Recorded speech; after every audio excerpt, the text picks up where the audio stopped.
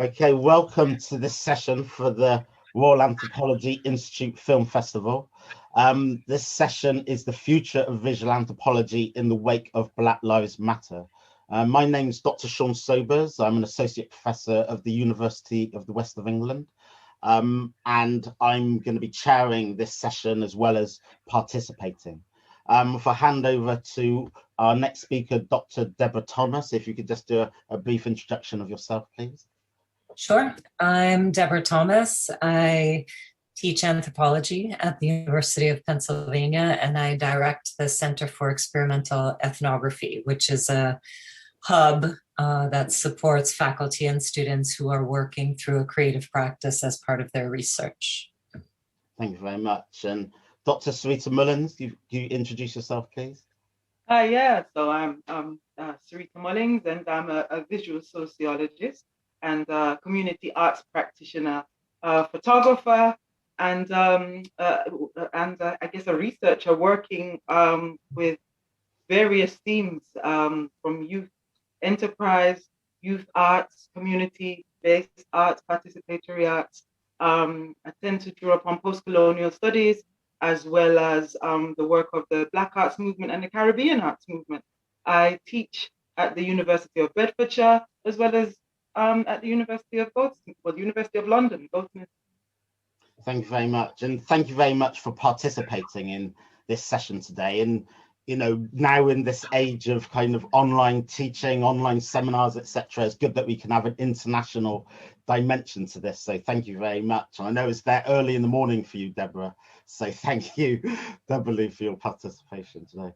So what we thought we'd do is kind of a round table where we're talking about this theme of the visual anthropology in the wake of Black Lives Matter. But what we've asked each of us to do is to choose a piece of media, like photography, piece of video, that we respond to talk about that theme in a broad way. And we've all got very different pieces of media, and I'm sure we've got very different responses to that central question. So I think it should be a very rich session. So I just want to then just start off by us having a discussion about the main theme before we go into our individual kind of contributions.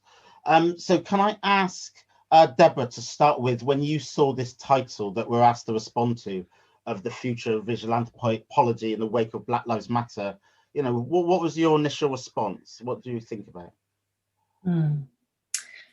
it? So I thought that, you know, what used to be called ethnographic film has gone through so many transformations over the past century, really.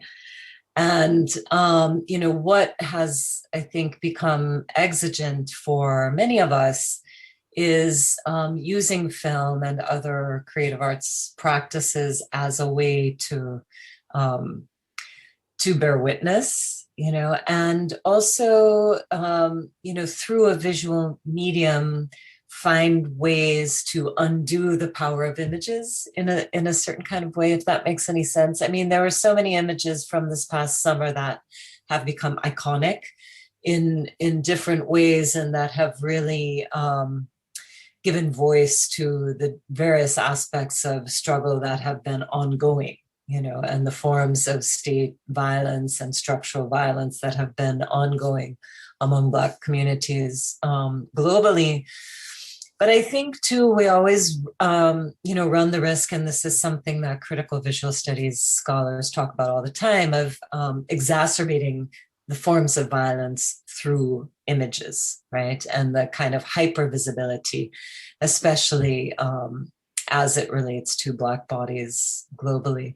So I think there's a fine line, you know, that we walk between witnessing and also refusing that kind of hypervisibility, and using images to perform a kind of care and accountability. And you know, I think that's what's been compelling to me about working through film, and I'm sure I share that with both of you.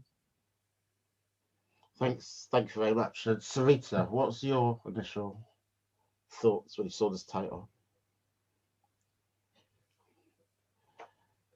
You're on mute. When I, is that better? Can you hear me? Yeah, sorry. So yeah, initially the title made me, really think about the changing definitions of anthropology, as well as the emerging sort of disciplines that have come about, visual sociology, and how it is that we are somewhat responsible, if you like, to ensure an interrogation with community narrative. Um, you know, Black Lives Matter and the conversations that have sort of surfaced within the past year, for me, are not necessarily, they're not new. They're not new issues. They're not new conversations. The approaches and the ways in which communities or people choose to perhaps amplify their voice may be new, or they're taking nuanced approaches. But the narratives themselves have been going on for a long time, and I think it's our responsibility, irrespective of visual anthropology, visual sociology. It's our responsibility to really bring those to the surface. So when thinking about the future of it, for me, it's about making sure that those sort of buried stories are heard. Yeah, I mean, I think the thing I definitely pick up on what both of you said is that, it's a continual conversation. It's not new. And as you said, Deborah, what's been happening is building on a momentum that's come before. And that's very much how I feel as well. I mean, even as a discipline of anthropology, I studied anthropology at the School of Oriental and African Studies in London, at SOAS. And for me, when I was studying anthropology, it was trying to wrestle with its colonial past, and this is going back kind of the late 90s when I studied there. So it felt like, the words decolonization and decolonizing the curriculum weren't around then, but it felt like with the scholars in that space and the my fellow students in that space, it was going through that process of, okay, why are we sat here as individuals coming up to the new millennium at that point and studying this discipline of anthropology, which we know is hugely problematic in its colonial history, but wanting to see how it can be made relevant for the future, and I think, so when I first saw this title, it kind of brought me back to that kind of context of conversation. I say it's nothing new, and me going into that space of anthropology and calling myself a visual anthropologist, I've been wrestling with this question ever since I made that decision to study it. Do you know what I mean? Because I came to that space because I was interested in African discourse and Black discourse and the struggle and post-colonialism, all of these kind of things. So it has been a conversation of how to make anthropology relevant and ethical when you're working in that space, which I think is an interesting tension, I guess. I don't know how you feel about that. Oh yeah, I totally agree. I was a professional dancer prior to going to graduate school, and I quite accidentally ended up in an anthropology department, but very soon realized that it was the place for me, that I had landed in the right lap, so to speak, and I had a fantastic advisor also who made me feel like this was the space for me. And I guess I tracked my own lineage within the field through figures like Zora Neale Hurston or Catherine Dunham, other Black women performers, artists, theater artists, organizers, community workers, who were using the tool of anthropology and found within it a kind of methodology that fit what they were already doing. And that's what I felt too. But I recently told my students that, in reading those older texts, it's like one always has to, if you're me, or maybe you've had this experience also, you always have to kind of suspend disbelief, not only because of the way it's written or the things that it's addressing, but because I think at base, what I realized is that I was never the audience, for those texts. They were not writing with me in their mind, and I feel like what's different for us, whether it's in what we write or in what we produce in terms of film or what we do in terms of theatrical work or sound studies or whatever it is, whatever the media through which we're working is, I feel like we have a much more targeted sense of audience and therefore of the kind of mode of working. It's collaborative, it's participatory, it's supposed to be about something, and it's serving, the certain communities rather than merely serving the sort of production of theoretical knowledge. That's also important, I think, because the knowledge that we create challenges, many of those older ideas or older tropes. And that, of course, is also a form of decolonizing. But, to me, so much of this revolves around audience and who's in your head while you're making work. Yeah. No, absolutely. I mean, this is how me and Sireita met around these conversations. We were both doing our PhD at the time, and we are both interested in that approach, how you say, participatory practice, working with young people, trying to make it ethical, trying to work with people. How did you relate to Sireita? How did you relate to what Deborah was just saying there? Because I think there's lots of affinity with. Yeah, there is, and but I just wanted to say, I was thinking, you are my first virtual turn real friend. Do you remember we met online? I've never done that before. And then we because of the synergies with the work, it was like, well, we needed to keep the conversation going. So yeah, you were the first person I'd ever met online and then, arranged to meet.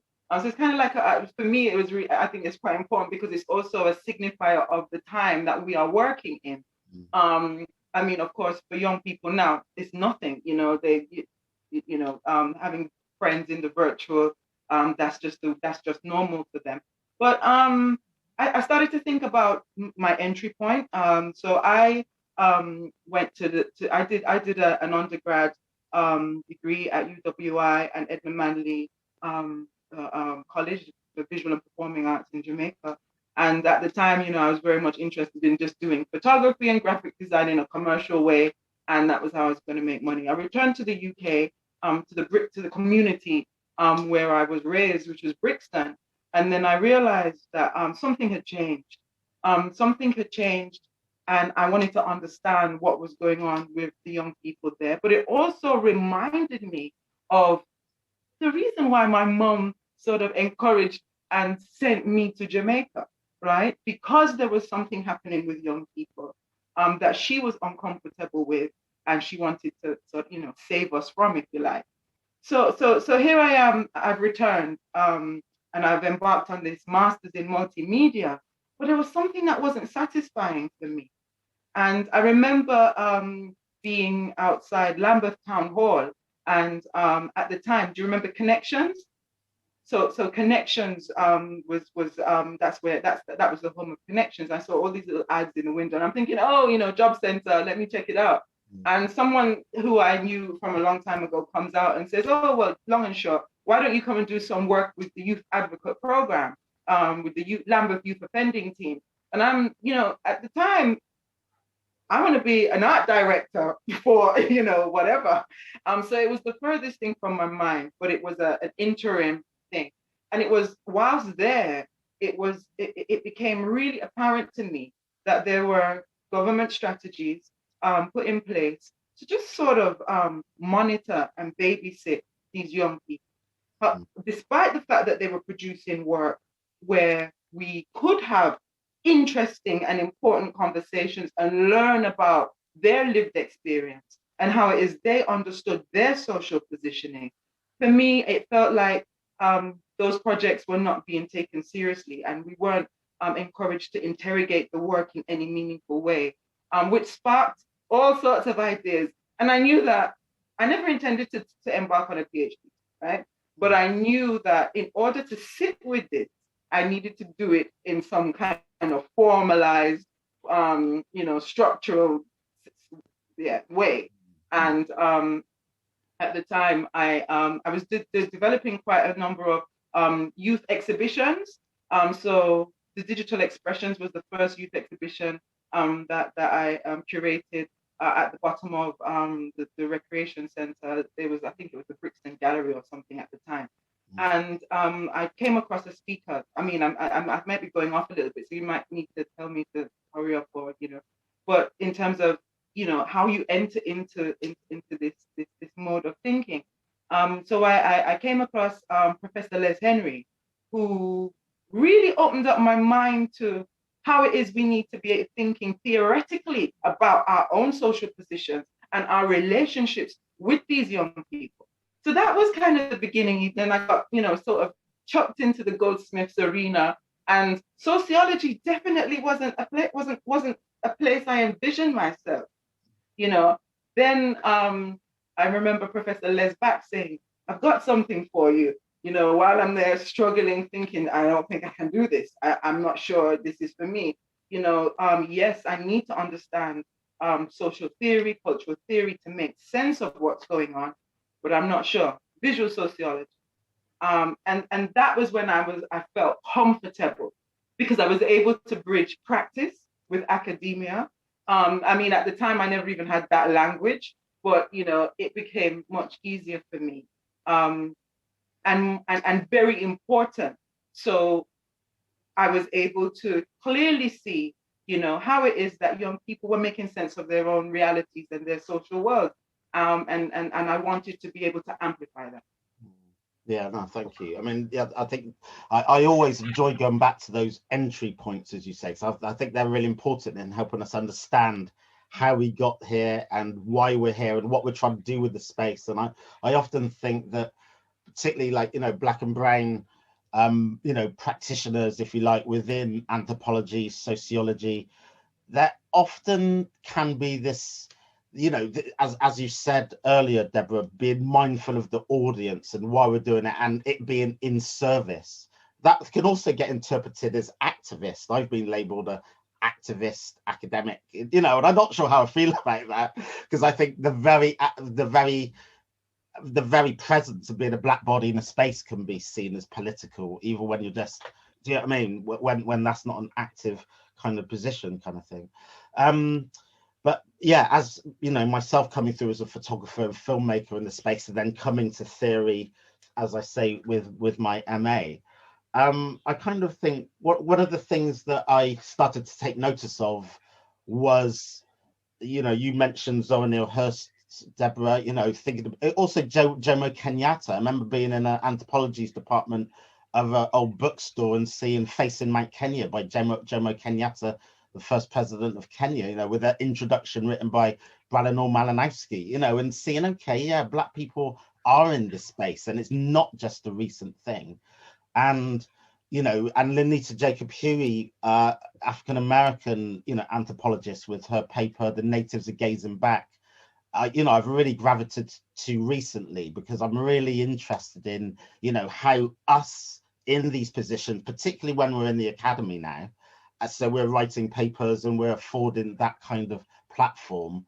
Yeah, absolutely. What is that space we're occupying between, in service or activist or participatory, and for me, this question of the future of anthropology, visual anthropology, for me, is very much in the space of, okay, let's start, what are we doing in this space? We're no longer have to see ourselves as the minority in this discipline. Do you know what I mean? It's like, what are we now interested in? What are we stories telling? And I think particularly it makes me think about methodology, because I think very often where I'm seeing studies, PhDs, other studies of black and brown people in these spaces, often there can be an emphasis on methodology and how we're trying to make the methodology ethical and meaningful and in service and working with people, not doing to people. So we're trying to change the discipline while we're doing the discipline, trying to inform the discipline as we're doing it, and that always interests me, really. I don't know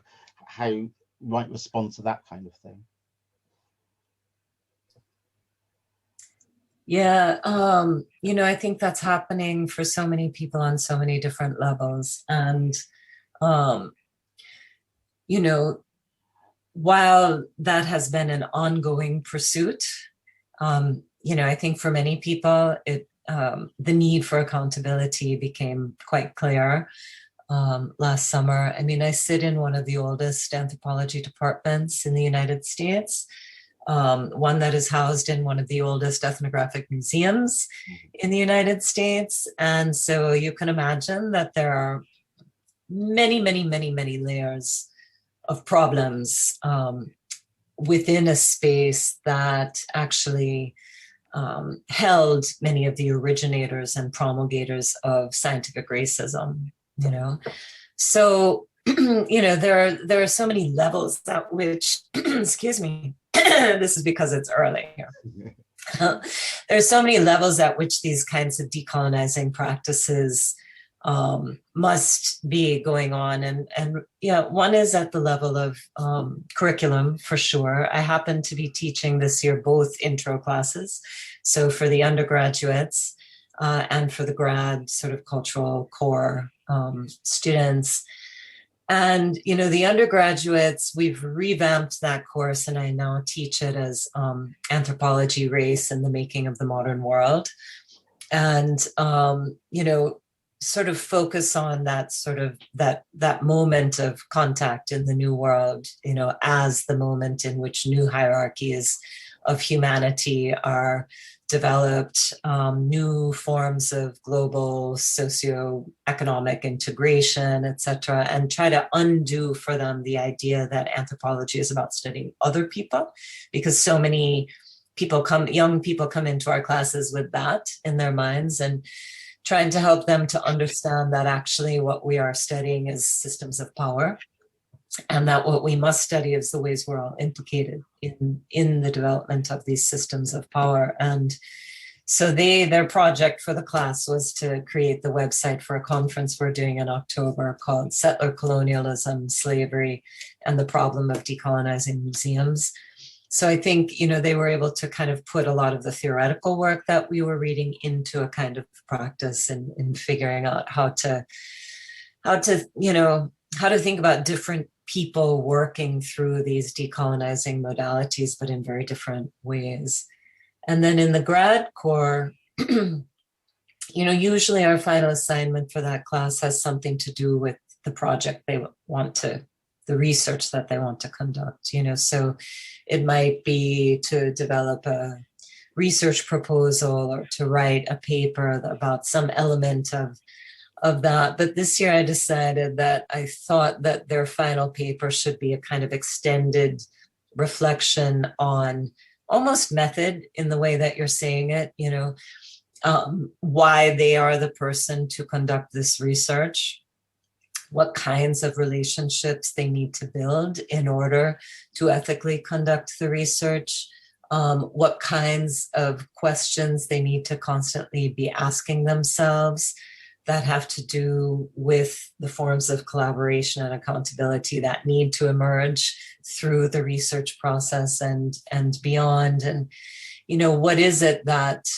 draws them to the question, you know, for them to really interrogate why they're interested, you know, what it is about the question and their own background, their own experiences that can come together in a productive, but also very self-aware way, you know, so that they're all asking themselves the question, why do I want to do this? Which I think we naturally ask ourselves because we find ourselves in a sphere that is not really, that was not originally built for us, you know, or that isn't really considering us in a certain kind of way. But, you know, and of course there are a lot of students of color in that class and international students in that class. But at the same time, I think we all have to check our biases, you know, and think about how they're going to inform what we do. I mean, me as a dancer, I was coming in trying to think through the ways as a student, you know, the ways artists have been involved in political movements. And in Jamaica, dancers were very involved in the anti-colonial struggle and also in setting up all of the institutions like the Edna Manley College of Visual and Performing Arts, right? And so I was interested in what the underlying basis was for why they were doing what they were doing and how they were trying to change, you know, people's minds about Afro-Jamaican music, dance, ritual practices, etc., and elevate them as like the basis for a national identity. But of course, I had a bias that that's good and that that's right, and that that kind of process is important and necessary in certain kinds of ways because it was what I was already doing.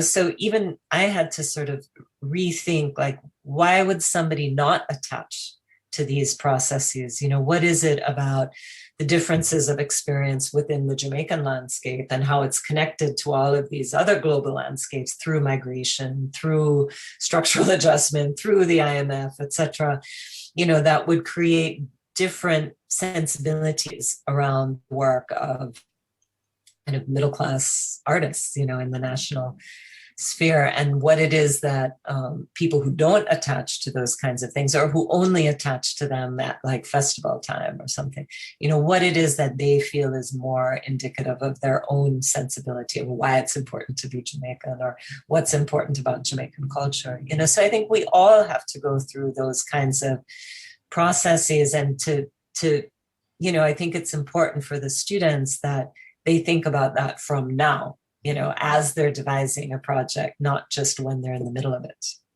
No, thank you.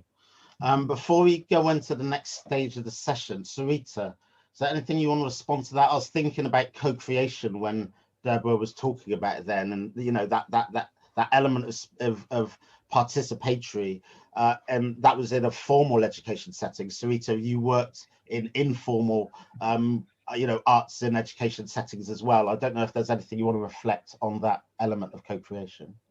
Well, one of the things, or one of the places that I have come to through this process of co-creation, both in an informal and formal setting, is being able to draw upon the artwork that I have been exposed to, and really interrogating its social and political significance, and finding ways to get young people to, I say young people loosely, to get, participants. And it's not just participants, because when we're talking about educational spaces, they're not participants. So, to get people who you're engaging with to make sense of what's taking place through these works, and I must say, I did not learn about the Black Arts movement until I was at Edna Manley.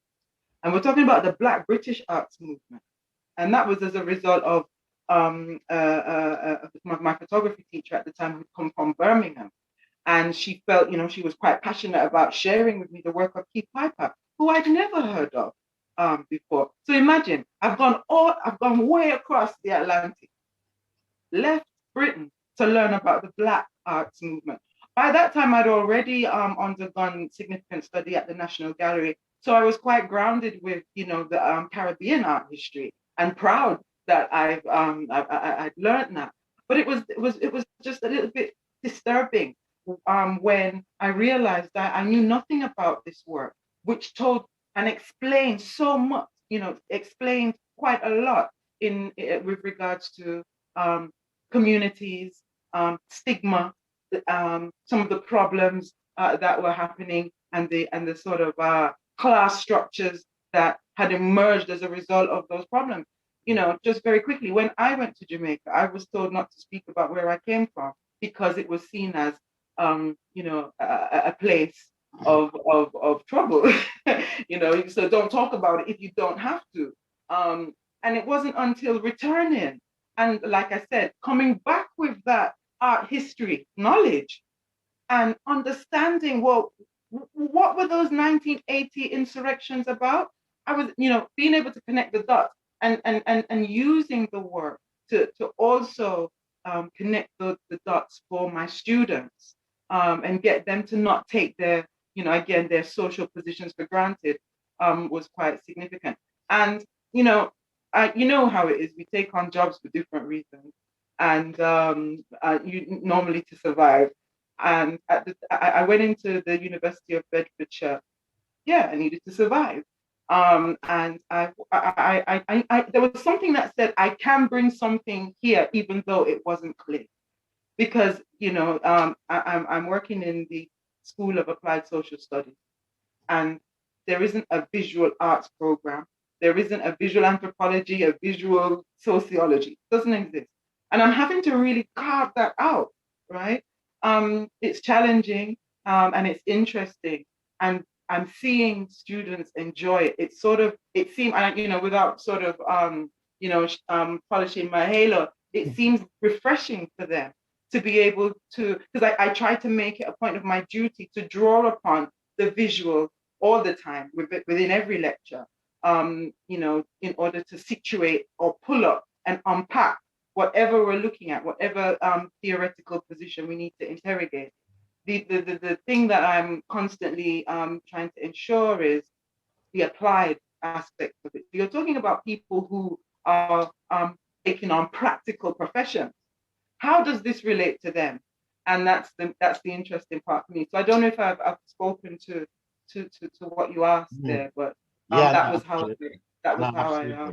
No, thank you for that. And I think this conversation is a good warm up to the next section, which is us discussing images that we've chosen to respond to, and for each of us to kind of talk about our own kind of bits of media that we've selected for about 10 minutes, and then see where that kind of discussions goes. So I'll start off by showing this particular image. So this photograph was taken in the city of Bristol, where I am now.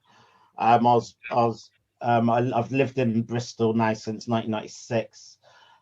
This photograph was taken by a gentleman, a photographer called Keir Graville, on the 7th of July 2020, and I'm sure it's an image, or it's an event, even if it's not this particular image, that a lot of people are familiar with. So just to put it in context, 7th of July 2020, a Black Lives Matter protest happening in the city of Bristol, UK, and the protest culminated in the statue of Edward Colston, who was a Director General of the Royal Africa Company and one of the leading figures in Britain's involvement in the slave trade. It stood for 125 years, and now it was pulled down on the 7th of July and rolled through the streets and then thrown into the River Avon in Bristol. And, the headlines hit the news, and it became a really big moment globally, and, instigated toppling of other statues in other countries as well. So this became a really interesting moment for me. I've been working on the history of Bristol's involvement in the slave trade and Edward Colston's involvement in it for about the last 20 years. I've made television documentaries about it. I've done academic papers. I've done participatory projects working with young people to explore the history. So lots of different iterations. And I myself have gone on a journey with even what should happen with the statue. For most of the part, I would say that I was more interested in the statue being recontextualized, the new plaque being put on it, or another statue placed nearby, rather than the statue itself just being taken down. And it's only more recently, in 2019, when I wrote a paper with Maura Boyard-Champ about the history, that I came more to the conclusion that the statue should be removed. And the reason why I came on that journey where I started to feel like it should be removed is that I did a visual analysis of the statue, and the statue is grade 2 listed statue, so it's protected by the state essentially as a building and as a fabric of historical importance. And a statue is its material, it's permanent, or we think is permanent. And you see it whether you want to see it or not. You be on a bus, go in to get some food, and there's this thing, and it's like a building in the space. And it really is this civic statue memorialization about how the civic state, how the city wants to tell its narrative, how it wants to be seen, how it wants to be recognized, how it wants to be commemorated. So I kind of did this analysis of the statue, and I kind of discussed it in relation to a painting by Tony Forbes, a Black British Bristolian artist, and it's called Soul Down the River. And it's a painting of him getting dragged under the suspension bridge and Colston is dragging him under there, the statue. And I talk about how, you know, the city bought that painting for permanent display, and it's in the local museum as a permanent exhibit, but it can't compete on a kind of a narrative scale with a statue. You know, to see the painting, you have to be in a museum, in the right floor, in the corner. You know, there's a purposeful set of actions to be able to see the painting rather than the statue. It's just there. It's a fabric of the city, and it doesn't kind of compete. But seeing this particular, the reason I've chosen this particular photograph is seeing the scale of it. I just love the detail, the individuals. You can see all the people. But often when we talk about Bristol and Britain, if you like, in the slave trade, and you know, those people that are against statues being commemorated of slave traders or street names, it often gets boiled down to a black or white discourse. You know, it's the black community, as the people from St. Paul's or Easton, and it can often get reduced in these kind of binary, you know, very reductive demographics. Well, when you look at this photograph, it's hugely, you know, so many white people in that space being very proactive in their kind of connection with that particular event, and it really kind of cut across a lot of the discourses. There's no doubt that this event really polarized the city. You know, there's huge amounts of people in the city that did not agree with the statue getting teared down, even if they didn't get teared, even if they don't agree with slavery. They don't want slave traders being memorialized, but they still didn't agree with the statue taken down. So there's huge amounts of nuance in this.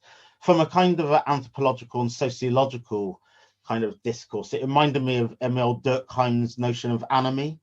Anomie is this idea that there's a lack of usual social and ethical standards in an individual or a group.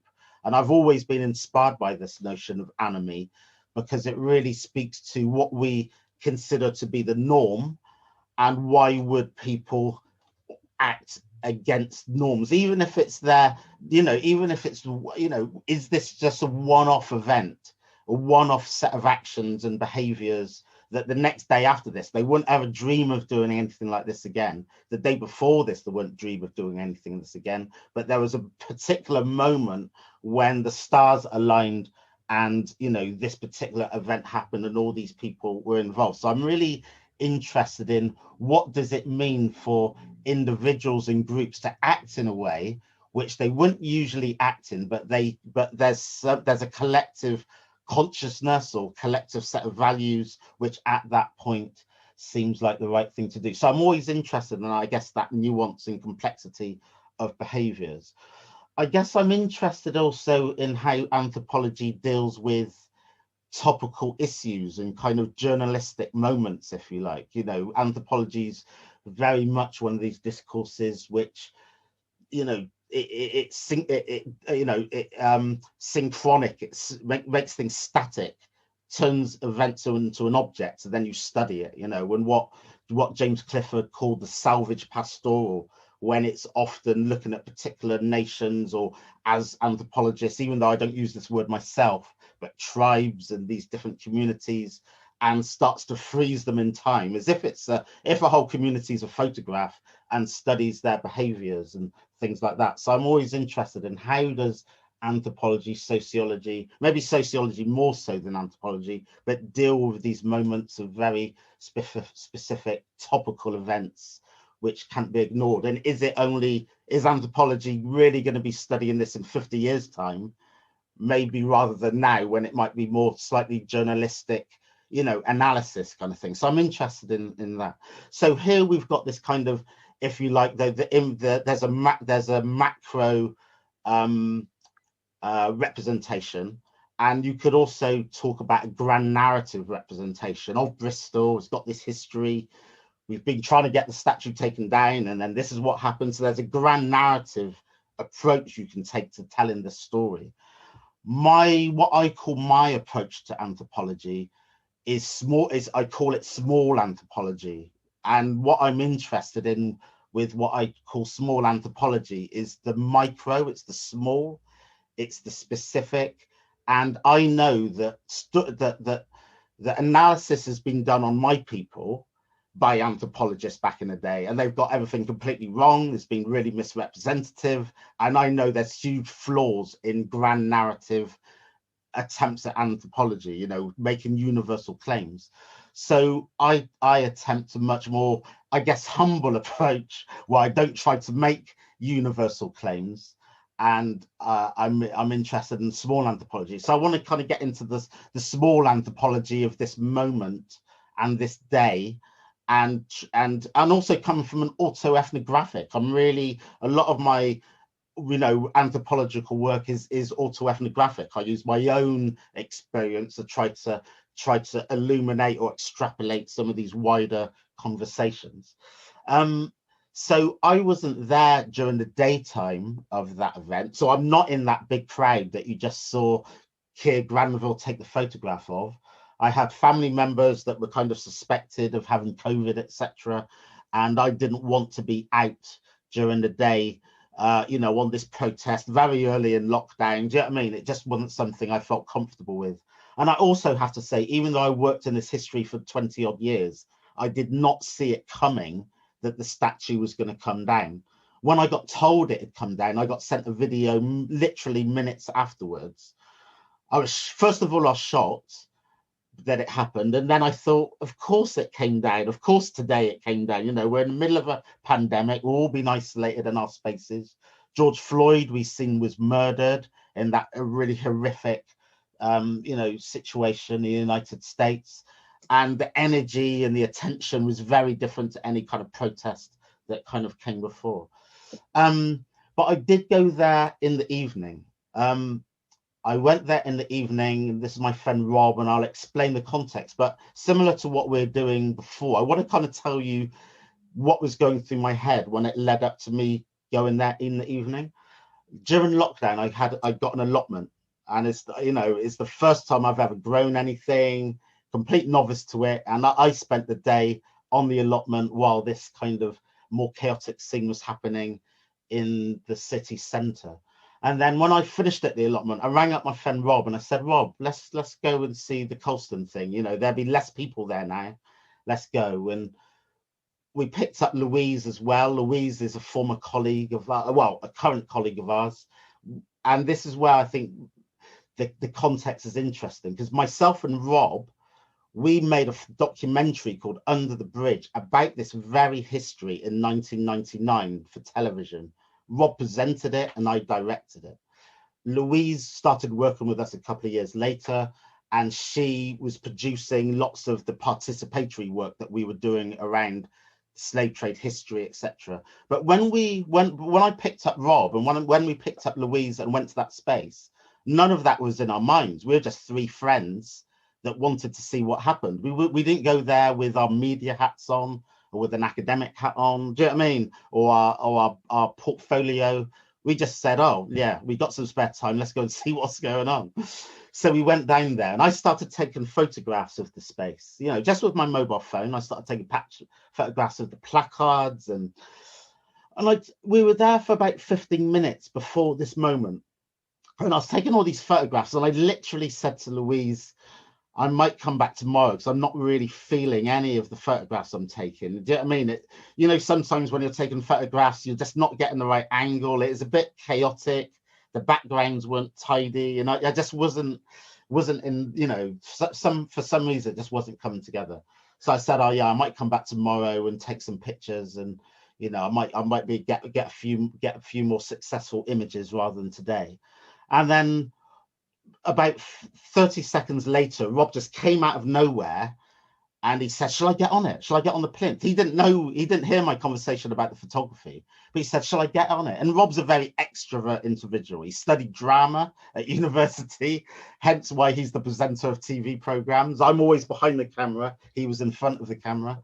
And I was like, yeah, if you want to, get up it, you know. And so he literally just dived up there. It's not something I would have done because I'd have been too scared to fall down and be embarrassed or something. And he just climbed up it, did this pose, and I just had my mobile phone and I just quickly took, and I think I've just got 3 frames of this. And then he quickly got down. He didn't even really check that I was taking pictures of it. I'm just glad I managed to capture it. It was in focus and all the rest of it. So it's a very impromptu moment that only after the fact I suddenly made sense of. It made complete sense that Rob was on the plinth rather than me. It made sense that I was taking the picture. Do you know what I mean? All these things were very serendipitous and accidental, which often I think research is as well. And I think, you know what I mean? I'm interested in the messy kind of rhizomic approaches to, you know, guitar-y, messy approaches to research, because I think it should be responsive rather than really methodical kind of thing. So yeah, so this moment happened. So I put it on social media and it got, you know, liked and retweets as you do. And then it's now being held in the local museum in their collection. Do you know what I mean? They saw it, they were like, oh, you know, we would like a copy of this.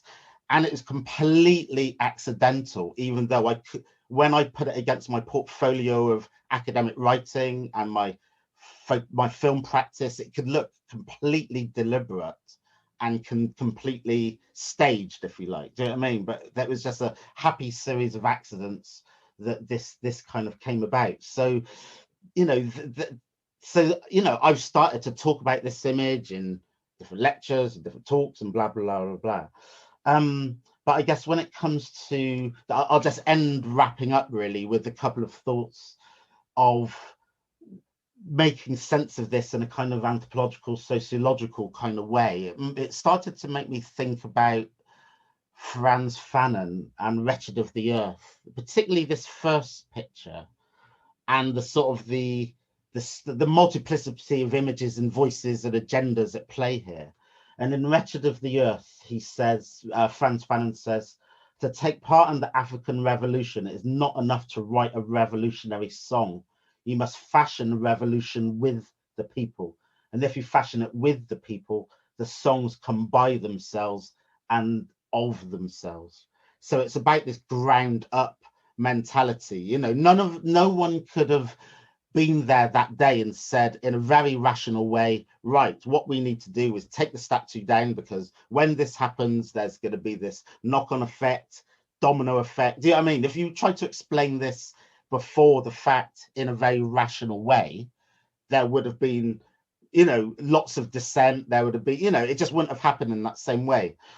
But because it was a groundswell from the ground up and the song came from the people, if you like, the song is the energy to do this effect in this kind of anemonic way, this anime way, talking about M.L. Durkheim earlier, it made sense. It was very spontaneous, but it made sense in that moment, in the same way that this made sense in that moment.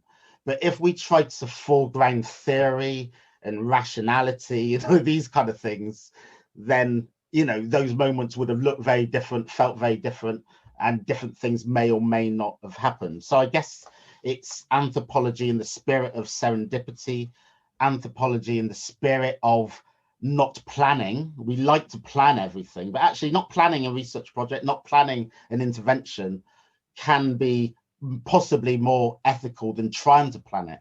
Because when we plan it, that's coming from us. When we're not planning it, we're responding to the situation, and that can come from the ground up. So when it comes to Frantz Fanon inspired Paulo Freire to write Pedagogy of the Oppressed, and Pedagogy of the Oppressed inspired Augusto Boal to write Theatre of the Oppressed. So, you know, it went from theatre to education to the arts, if you like, through Frantz Fanon, Paulo Freire, and Augusto Boal. But all three of those theorists foreground participatory practice, co-creation, ground up methodology rather than top down agendas, if you like. So I will end there. So yeah, that's what all of that made me think about. So I don't know if any of that made sense, or if you had any responses to any of those things. I'm not actually sure how long that was either, so I apologize. Yeah, well, maybe I'll take the pass from your, I mean, so much of what you just said resonates with me the focus on small moments, the need to be responsive, what you said about serendipity.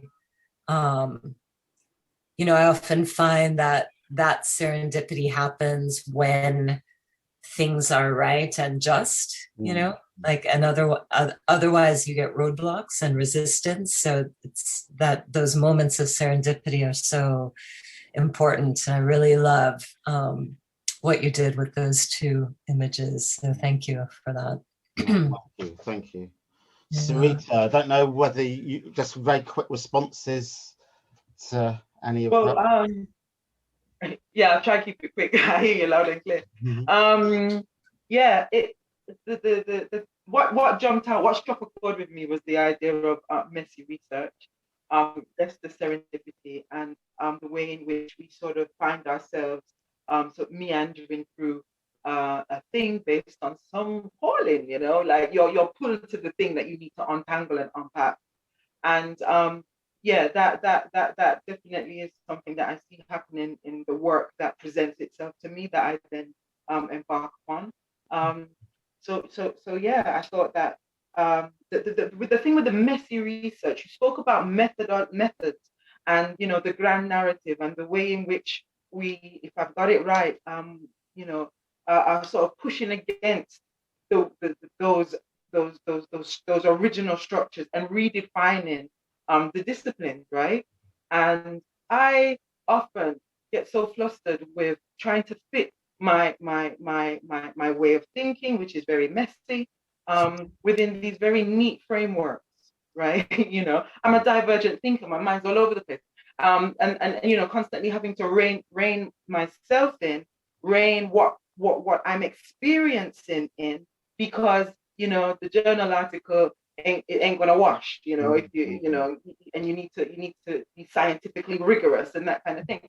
And I remember looking at you know, a radio program in Peckham, doing some work and looking at the power of the anecdote, the power of the narrative, because I think, you know, in this context of messy research and serendipity, when things emerge, sometimes you can't, you know, the scientific rigor, you can't put that to the front of your mind in order to make sense of what's going on. You know, for me, it's secondary sometimes. No, good. Thank you very much. Thank you. So Deborah, we'll come over to your contribution now. Yeah.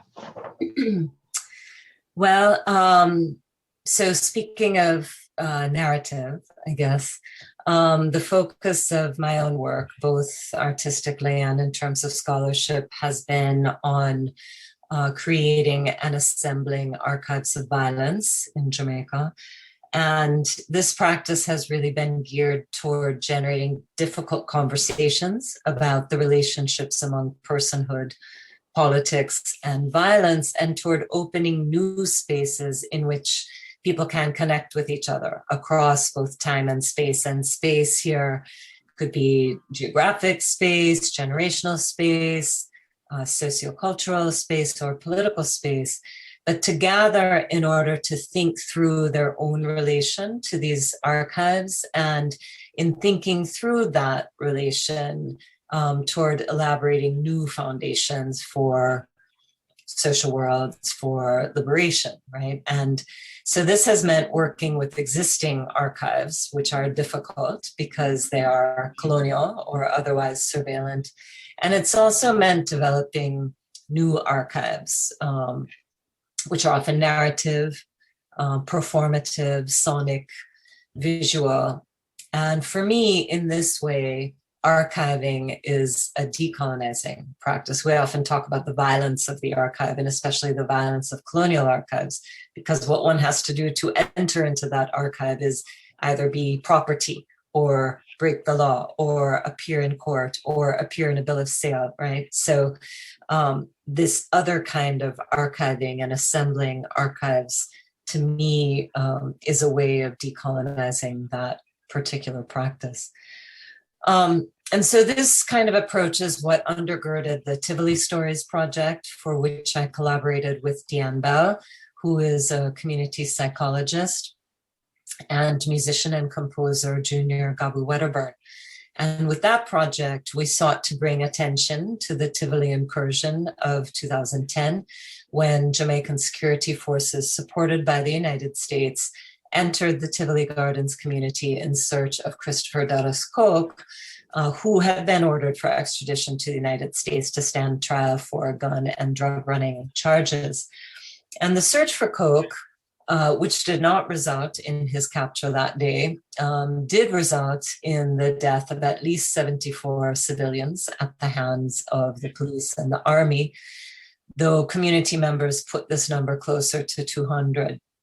So the project, the Tivoli Stories project, spawned a variety of formats, including a museum installation and a short, non-linear, non-narrative documentary film and other things, but also a 40-minute documentary film, which is called 4 Days in May. And in that film, mothers describe watching their sons being executed. A brother mourns the killing of a sibling shot execution style next to his stepfather.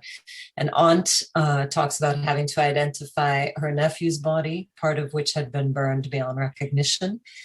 Other young men describe being taunted by soldiers, made to run while shots are fired after them, being tied to other men and kept in a leaky bathroom overnight, not knowing whether they were going to live or die. So as the COVID-19 curfews wore on through May 2020, the 10th anniversary of this event, the Tivoli incursion, which had begun 24th May 2010, threatened to pass without remembrance. And on the evening of the 24th of May, we received a phone call from a relative who works at one of the national television stations, and she asked if they could screen our documentary the following day, since they had neglected to organize commemorative programming related to the anniversary. So as 4 Days in May aired on TV Jamaica the evening of May 25th, George Floyd was being killed by police in Minneapolis. And as Jamaicans decried this act of police violence across various media, the police and army incursion into Tivoli Gardens was rarely mentioned. And this, for me, generated a really loud and resonant silence. Anti-Black state violence has sometimes been an illegible formulation within Jamaica, because Jamaica is a majority Black country. And police violence and extrajudicial killing are not typically seen as part of the global phenomenon of anti-Black racism. But if we understand raciality as not merely tethered to physical appearance, but instead as grounded in historical, ideological, and onto-epistemological phenomena that produce whiteness as the apex of humanity, and that's a humanity that is transparent and universal, then we have to see the practices of law and security, which are designed to protect a liberal post-coloniality that sanctions whiteness and class hierarchy and heteropatriarchy. We have to see that as always and already racialized. Right, so positioning state violence within the rubric of anti-Black racism allows us to more obviously reframe the problems of legitimacy and accountability outside the dialectic, which often happens in places like the United States and maybe the UK too, which, that in that dialectic, Blackness signifies a kind of contradiction within liberal democratic humanism, right? And something that can be overcome through kind of incremental, perfectible allegiance to a kind of tolerance, right? And instead, we can see Blackness as foundational to modern processes of exclusion. So I say that all to say that my focus really has been on these moments of state violence that have either been forgotten or that have been disavowed in various ways. And in the films that we've made, the purpose has really been to create a different affective relationship to violence.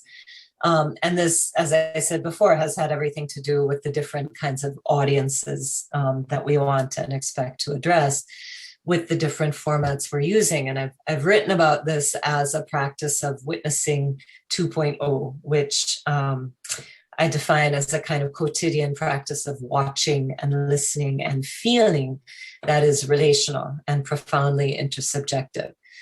So in this way, witnessing becomes a moral practice that involves exploring our complicity with contemporary events. And this is what the sociologist Avery Gordon would have referred to as responsibility, right? Responsibility, the ability to respond. So, and this is what brings me to the clip that I want to share. Our practice has really been concerned to develop archives of violence. We've also been concerned to develop archives of life, right? So anti-Black violence is, of course, not something that only recently developed, as we discussed earlier. And people have always created spaces in which they can refuse the terms of violence and where they can generate love and care, and where we develop alternative modalities of reckoning personhood and reckoning community, right? So one of the things I've been working on over the past few years with my friend and collaborator, Junior Abu Wedderburn, is a project that we sort of just call Bush Music. And this project has spawned a number of things, including an annual Kumina festival called Tambu Fest. And Kumina is a Congolese-derived community form that brings together musical, linguistic, movement, and spiritual practices that are connecting folk to the ancestors. During the period of plantation slavery and the post-emancipation era in Jamaica, these ritual practices were denigrated by colonial authorities, in part because they served as spaces for gathering, as spaces for communion, as spaces for the elaboration of counter-hegemonic worldviews among poor Black Jamaicans. So while practices like Kumina have been codified as the backbone of Jamaican national identity, today they're not really well known outside of a community of practitioners, even though Kumina actually constitutes the roots of contemporary reggae and dancehall music. So the goal of Bush Music is to amplify awareness of these ritual practices, at the same time understanding that people constantly innovate what are seen as quote unquote traditional forms based on their contemporary experiences, based on the availability of other instruments, based on their familiarity with drumming traditions from other parts of the Caribbean and Africa, and often just based on serendipitous things. At one event, for example, I saw women drumming Kumina, which is quite unusual that women would be the drummers for a ritual practice. So what is that based on? That the master drummer in that context didn't have sons, he had two girls, and he taught them how to play it, and they played it, right? And when they were getting up, the crowd kept shouting, no, one of them was wearing a football jersey that said Neymar, the Brazilian football player. They said, no, Neymar, continue, right? So sometimes these things change just in the moment, as Shawn was saying earlier, and it gives us these kinds of serendipitous openings, through which we can think through the ways that we all innovate, in these quotidian modes. So we have also then been professionally recording elder practitioners of these traditions, and in collaboration with the St. Thomas Kumina Drummers Collective, we host this festival called Tambu Fest. And it's an event that brings practitioners together while also creating space for discussion about issues that are important to the community as a whole. So I'm going to show you a clip, which was shot not last summer, because we couldn't do it last summer because of the pandemic, but the summer before, by a couple students who I had taken with us, Farah Rahman, who's now a PhD student at the Annenberg School for Communications, and Garden D. Assa, who is a PhD candidate at the Graduate School of Education, and also Joelle Paul, who was there and is friends of friends and now a friend of mine, and she shot some of the footage as well. And Farah and Dee work with a group called Camera, which is a graduate student collective. It's the collective for the advancement of multimodal research arts. And this collective is affiliated with the center that I direct. So I'm going to share my screen.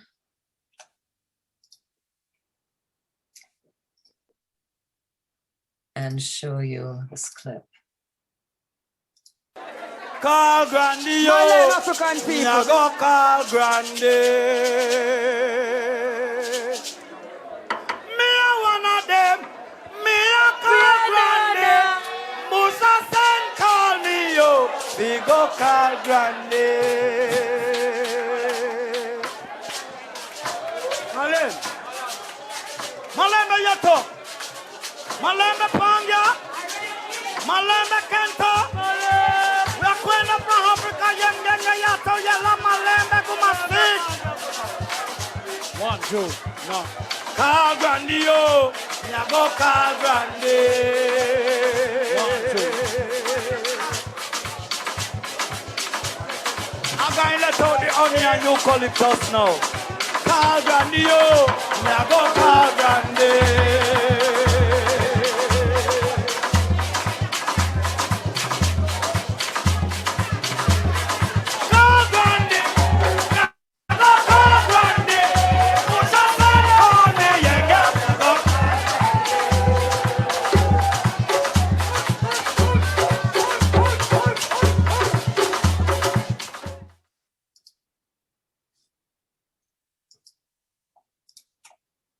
So I want to talk for just a minute about what I love about this clip, and I'd love to hear, what you all saw in it. But for me, one of the things I love is that it really just captures the energy of a community event, right? One that features a practice with which attendees are likely familiar, but maybe not involved, but in which they nevertheless take part because it's what's going on in the community at one of the main gathering places on a Saturday night, which I think speaks to,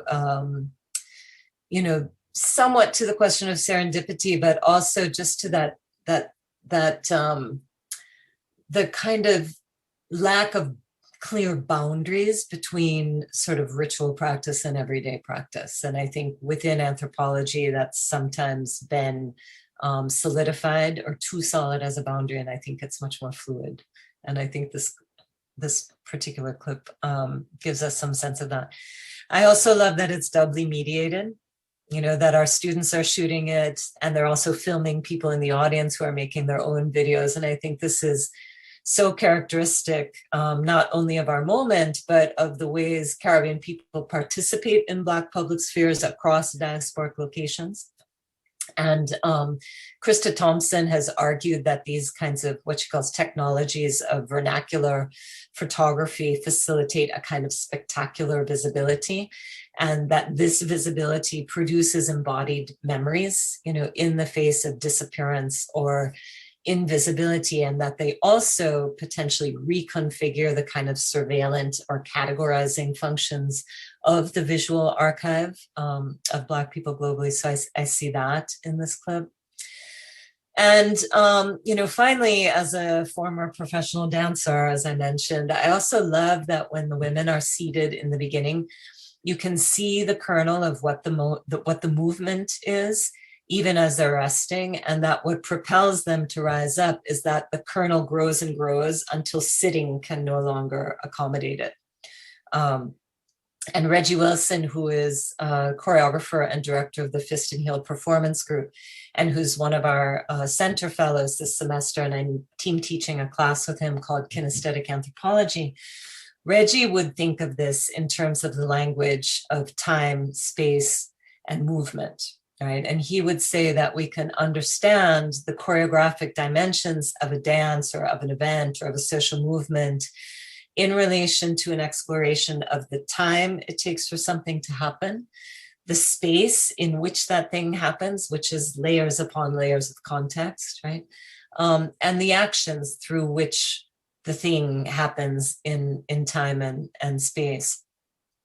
And I guess I'll just finish by saying that for me, doing anthropology through a creative practice, whether it's film or performance or sound or writing or photography, necessarily transforms how we conduct research, how we generate and disseminate knowledge, how we train students, and also how we remain accountable to the communities in which we interact and through which our research,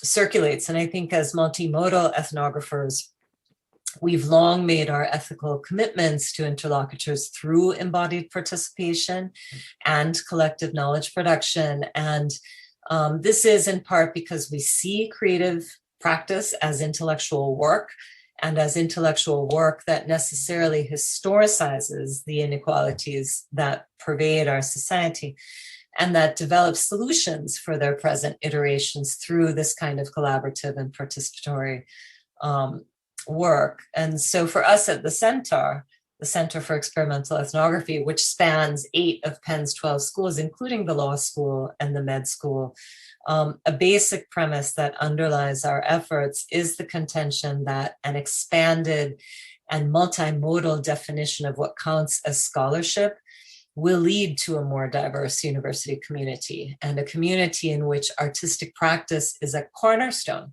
not only for engaged and participatory democracy and social justice, but also for the reimagining and transformation of the university as a whole.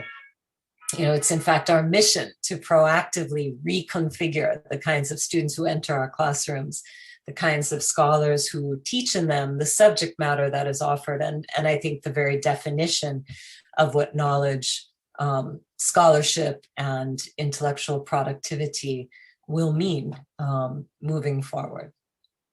So I'll stop there. Thank you. Incredibly rich and very moving, actually. And watching that clip was incredibly moving, I thought. And yes, so many things resonated. When you started off talking about the archives and the violence of the archives, and it kind of made me think about, the early anthropological images that I started to engage with and see, even before I knew anthropology was a discipline, but I might have been engaged by them because I'm seeing African bodies, in a space, not realizing that those images were captured in a really kind of violent way. And I'm thinking about the Louis Agassiz images of, Delia, Jack, and Renty, etc. This and Harvard Peabody Institute, so lots of things there started to think about. And when you start talking about the archives of life, and then thinking about the everyday life and everyday practices, and then how we as anthropologists, enter that everyday life kind of discourse, I think it was, really, really interesting. Something I'm particularly writing about at the moment is everyday life, and kind of seeing it there embodied, like you say, the embodied knowledges of that space in the Kumina space and the time, space, and action. And just a very personal thing, really. I'm interested in the idea of kinship, but not in the African kinship that's in traditional anthropology. I'm kind of interested in a much more looser way, that if I went to Pennsylvania now or London now and saw a Black person, in quite an isolated space, more than often we would kind of acknowledge each other. And I'm really interested in that. And the thing that made it very touching for me, the t-shirt design, the Sankofa t-shirt design on all those people there, I've never, I don't know much about Kumina, so I learned a hell of a lot just in that context. But that exact design of Sankofa, I have tattooed on my leg, and I'm really interested in. And it's behind you too. Yeah. Exactly, and I was just like, there's these connections that across space and time, don't know each other, never met each other, but there's a connection there that already, without knowing anything about Kumina or those people, that community, I feel very familiar. You use the word familiar. I feel familiar in that space already, and I wouldn't feel alienated or intimidated, because I actually know that I've got a permanent marker on my body that links me to them. Do you know what I mean? And I think that's really, there's so much there. So thank you for that. Thank you for that. Sireita, what's your response?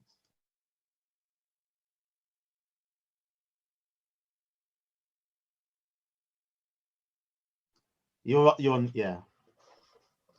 I was pressing the little red one in the corner. Yeah, there were a number of things that that struck me, actually. Of course, the energy and my own experience of going to Queenie's 9 came back, partly because it was the first time I came to respect and understand spirituality outside of Christianity.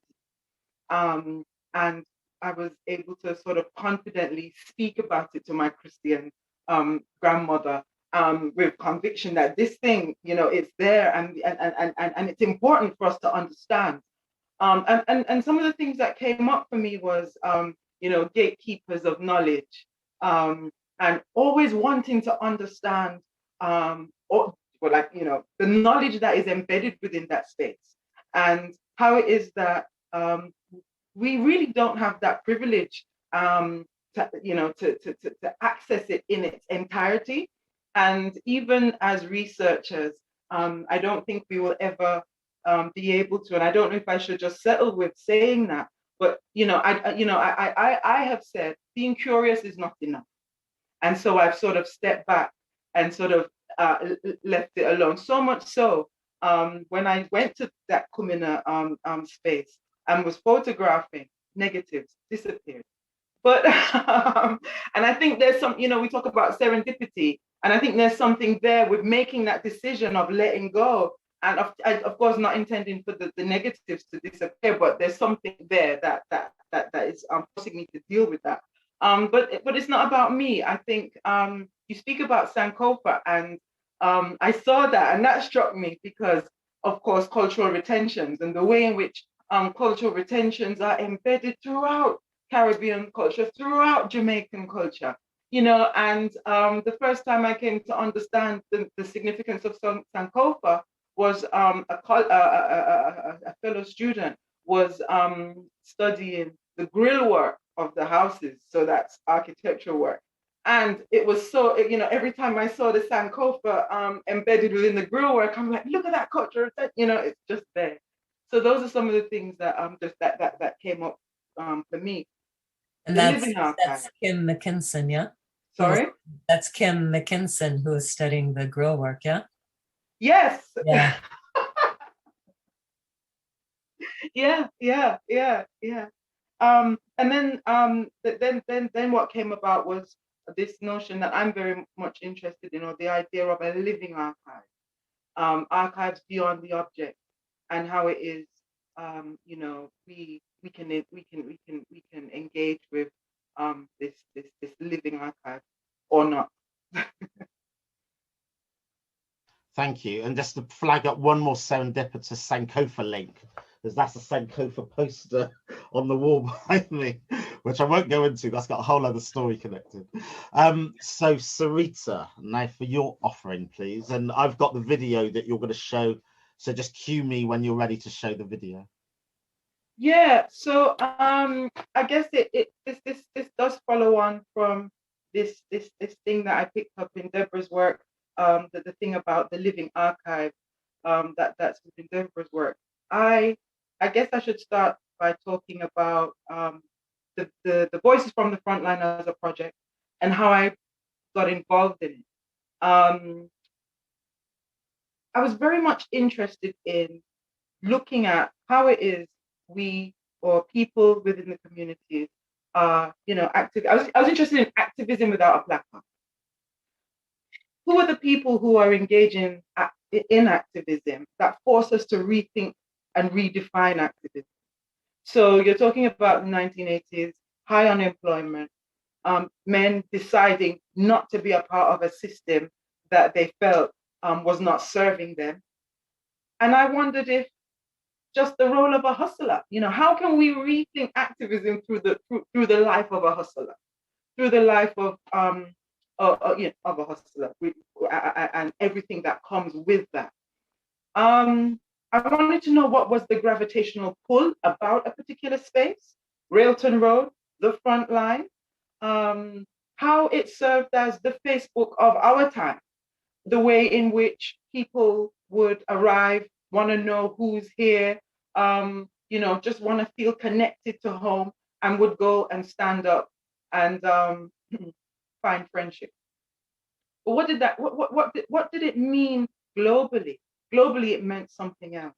Globally, it had a different face, a face that did not necessarily represent the truth of a community and what it was experiencing, and not just a community, other Black communities across England. And having experienced, as I said earlier on, going to Jamaica and sort of being told that you needed to deny that history was something I had to grapple with. It was very painful. when I came to understand what it was about. It then meant, for me, young people who I work with needed to understand what was taking place on that space. What sort of who were the living archives? You know, when you know, throughout my time working at the 198 Contemporary Arts and Learning, there were various projects that would signpost the politics of the space. CLR James, Race the Day Collective, the Black Panther Movement, Linton Kwesi Johnson, Awad, the Women's Movement, Olive Morris. We can go on. And I thought it was time for us to identify the living archives on the road, and also get young people to feel comfortable with touching, feeling, and engaging with archives on their own terms, entering the National Archives, because it's a space that's a public space, as we know, that you can access and you can go in. And one of the things that I'd like to just quickly go to in terms of when the archive came alive was a letter that came from the Rastafarian House that was on, you'll know it, Shawn, that was in Kennington. And I think it was Rasnet Tali. I can't remember his name, but you know, the young people were forced to engage, not when I say forced to because they were blown away by the fact that the Lion of Judah was on this letter in the National Archive. Like, that kind of stuff is not supposed to be there in their minds, you know. These kind of cultural signifiers that in their head lived and sat within a particular place, an informal space, was quite something that they had to grapple with. Reading the headline, you know, which was the salute, which was the salute to Selassie, was quite mind blowing for all of us,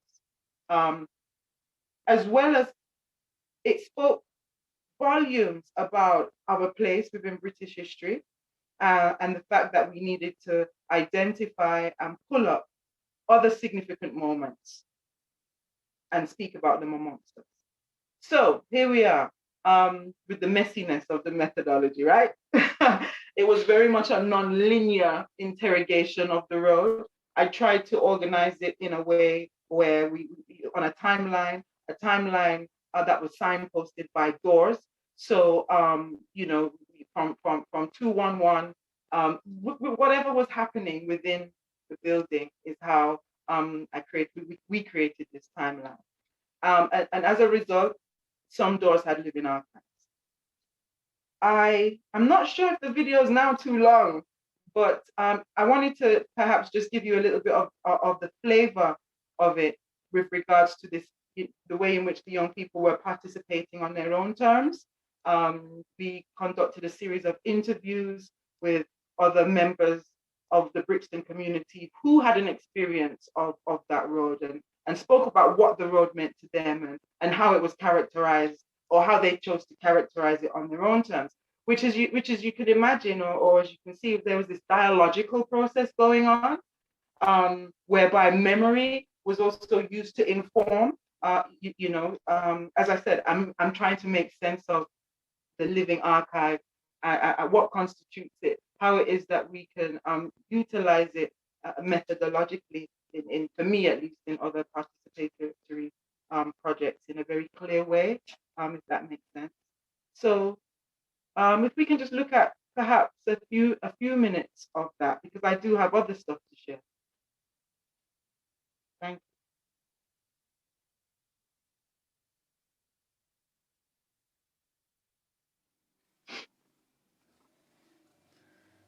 Yeah, it was just that spot. It was famous for being that spot, and it was where everybody wanted to come to be a part of what was going on, because that was the spot. There was one long road, from Atlantic Road right up to Railton Road. But there's only a specific part of Railton Road where you say is the front line. Halfway down Railton Road, right down to Atlantic Road into Brixton, that was known as the front line. it was really all ethnic shops. Just down the road there on the left-hand side, a man called Broderick had a little shop where you could buy West Indian food, you know, fried dumplings, ackee and saltfish and so on. Opposite, there was a cafe called Peggy's Cafe, where a lot of street people would go and you could get really good Jamaican food, you know. This lady called Peggy was renowned all over London for her Jamaican dishes. And beside that was a betting shop, and underneath the restaurant was a gambling house. It was a colourful place. If you wanted to know about life and reality, you stepped down Rialton Road. I was 15-year-old, right? When I met my mother, had a little conflict. And I don't have nowhere to sleep or stay. So there was a place down the road there, right, named Bishop. They used to have a gambling house, an all-night party and a restaurant upstairs, and a gambling den. You got to eat, so you got a restaurant there, you got a barber shop, you got a hairdresser, you got a taxi. That means you come and you eat, you buy your national food, and you don't want to drive or what, there's a cab over there. That's how it used to run. That's the memory of it. It was the place to be seen. It was a place where people went and showed off their fashion, their clothes, if they had a nice car, if they had jewelry. You know, that was the place. If you wanted to be seen, you go on the line. It was Hollywood in those days, you know what I'm saying? It's a different ball game now, you know what I'm saying? And we did not, there was no gun, there was only ganja. There was I didn't know run-ins meant up to no good. Yes? I didn't know that Shubin was a dive that plays good music. Yeah, do you know what I mean? Shabeen, yeah, that's son, yeah. I used to love going down there actually. Well, it was a completely different world for me, coming from the countryside in the south coast. the vibration amongst us in those days was just something else.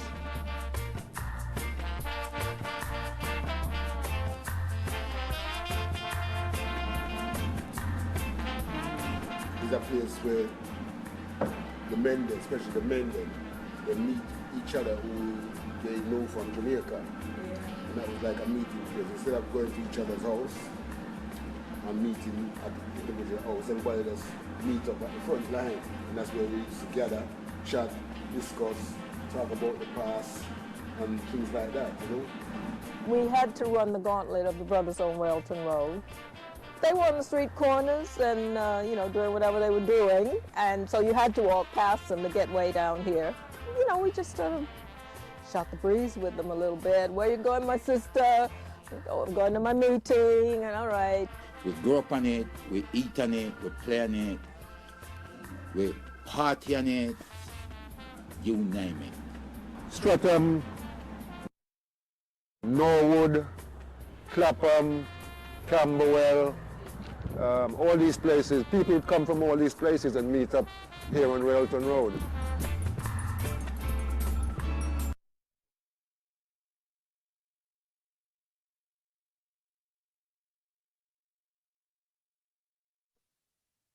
Okay.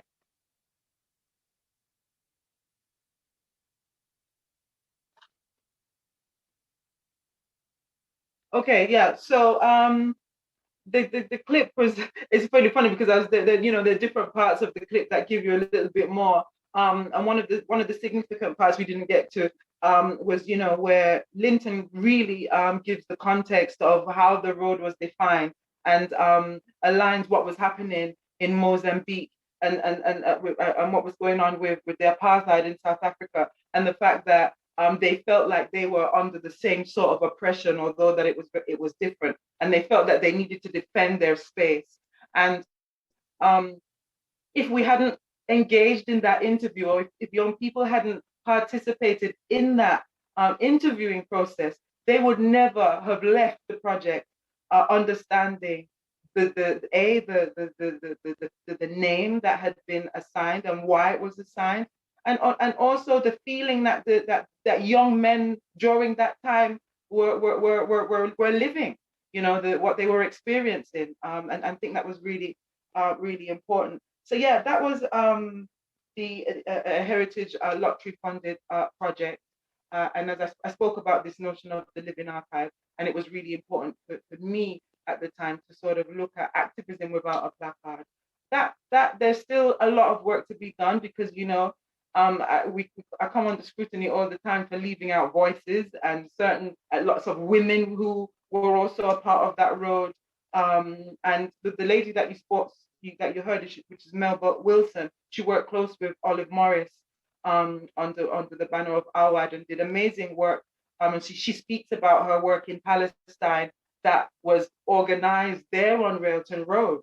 Again, very important for some of the young women who were a part of that project in terms of understanding the types of activism that people were involved in on the road, and how it is they were organizing themselves.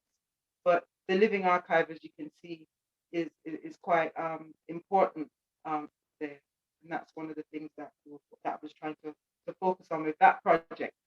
So very quickly, with regards to, is this, do you want me to continue talking about the others? Yeah. So very quickly, one of the young people who were a part of that project, Jamal Samuels, she also lives on Railton Road.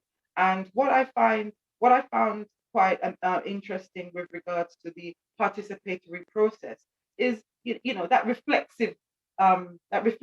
reflexivity that takes place within one's emergence of when I say emergence, I mean immersion of a project, being thrown in the depths of it, whereby the young lady was forced to think about her childhood. So you're talking about, she was at the time, she's now 20, probably 25.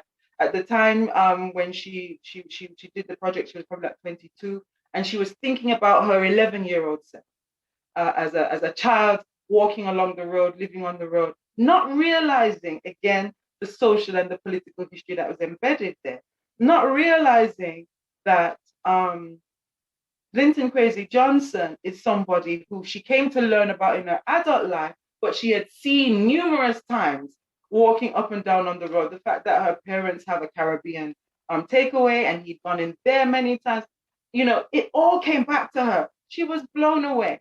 And so she wrote a piece, which I was going to read, but I think it probably is going to take up a little bit too much time. But just very quickly, she says, if you were to ask me about 5 years ago what Railton Road means to me, she'd say, I'd say it's the road where my yard is, in it. Well, depending on who you are, she said.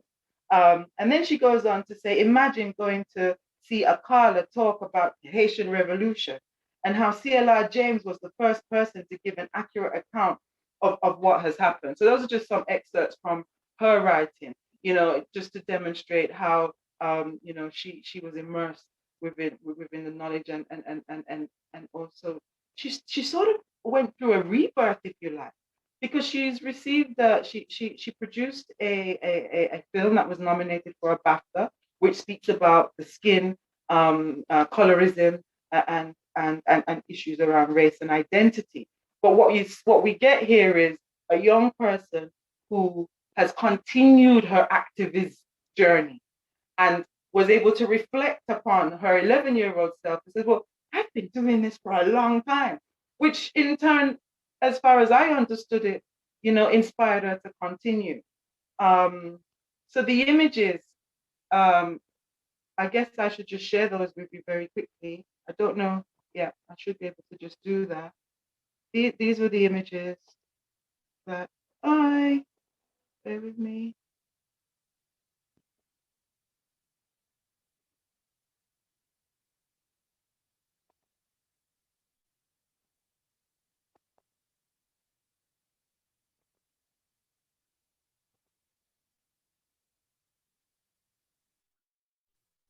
So here you see,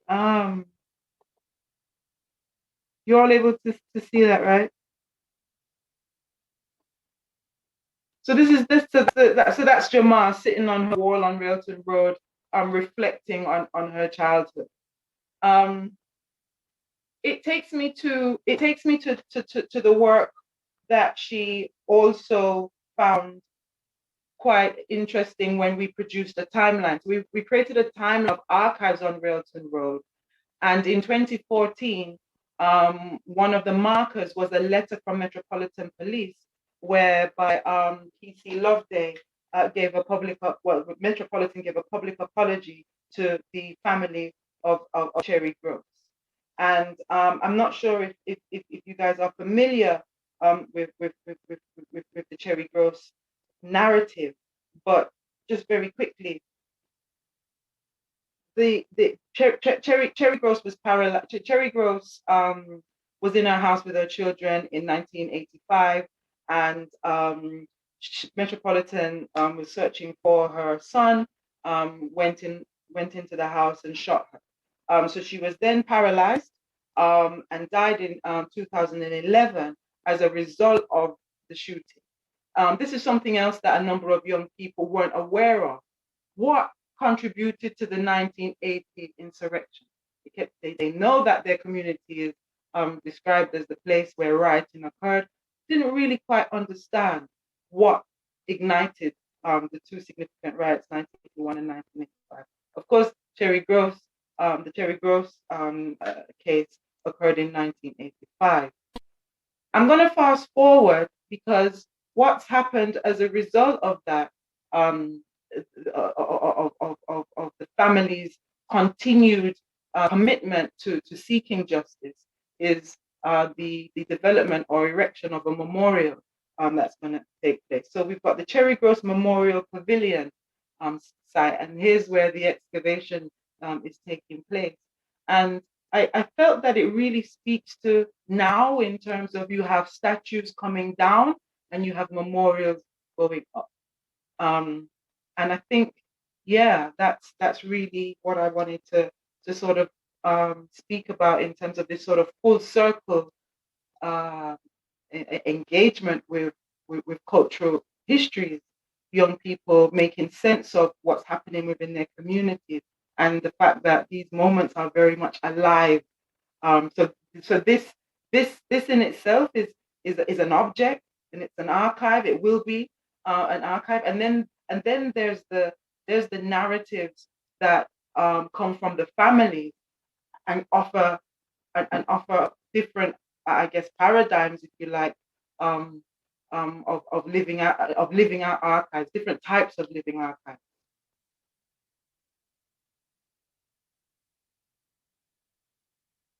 And yeah, that's it from me. Thank you. Yeah, brilliant. I mean, again, really rich, and I think there's lots of crossover with what we've all been speaking about. Again, talking about the living archives, and that it crossed over of what Deborah was talking about with the kumana and the embodied knowledges in that space, and really enjoyed seeing that video and the individuals talking about the memories of that space. And one of the terminology that's right now is this idea of intangible cultural heritage, and this idea that within our communities, and comes back to what Deborah was talking about with everyday life and the archives of life, and how the memories, the stories that people have got to share, the scuffs on the road that people remember, that's triggering different things. And the fact that in these spaces, even though Brixton's known as a black space and a black community, there's lots of buildings that we didn't own in that space, but actually there's huge amounts of memories that we own, huge amounts of events that we own in that space, and there's a lot of ownership in that space, even though it's intangible, not physical, kind of thing. So I really enjoyed that. And just in terms of your final moment, thinking about statues coming down and memorials going up, and again, that's really important, and it crosses over with, again, what Deborah was talking about with Kumana and the importance of that space, the Coral Garden massacre, and why it is important to remember that, and Rob up on the plinth, and why he felt it was important to go at that. So yeah, huge amounts of crossover. So yeah, thank you. Yeah, and I guess engaging with Jacob Hughes' work recently, since participating in this project. Yeah, the natives are gazing back. Absolutely, with no apology. None whatsoever. I wanted to add that, you know, it was the gentrification really that catapulted me to get this going, because it's disappearing. You know, it's no longer seen as a Black space. You know. Absolutely, absolutely. Thank you, Deborah. Responses from you? Yeah, no, I love the living archive, the moving archive, and the storytelling. You know, I'm always totally a sucker for that kind of work, and so enjoy, you know, learning from my own elders in that way too, about things that you maybe vaguely hear about but that you hadn't experienced yourself. You know, regarding the gentrification comment, my grandmother, when she migrated, ended up in East London. And that's also a space that was primarily East and West Indian and is now hipster, you know, gentrifying so rapidly. And it's so strange now to walk those streets and not sort of have any visceral reminder, you know, of what life used to be and where the fish and chips place was. We used to stop when I was a kid, and you know, the women in their saris and the West Indian food, the Jamaican food, really. It was mostly Jamaican at that time. But anyway, I really appreciated that, and the kind of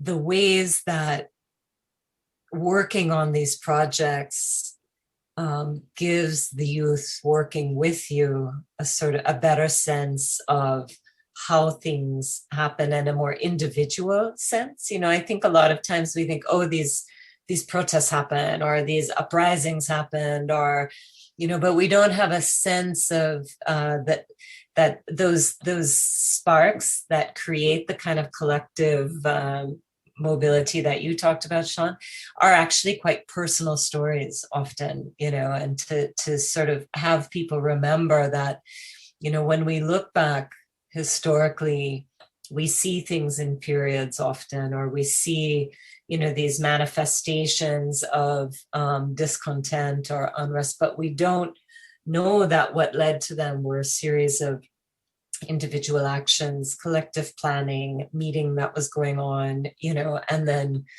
you know, some spark that turns the thing into another kind of degree of volume, you know, and that's so lovely, I think, for that iterative learning process to happen in practice, in collaboration, and through this kind of intergenerational learning. I really appreciated that. Yeah, no, thank you. And intergenerational, yeah, hugely important, because a lot of the things that we've been talking about, intergenerational, is there, you know, in the context of that. And yeah, so it was definitely one of the things on the HLF yeah. application, because that's important. Yeah. No, definitely. Thank you. This has been such a rich conversation this afternoon. So thank you so much. I mean, I know we're going to have to come to a close now.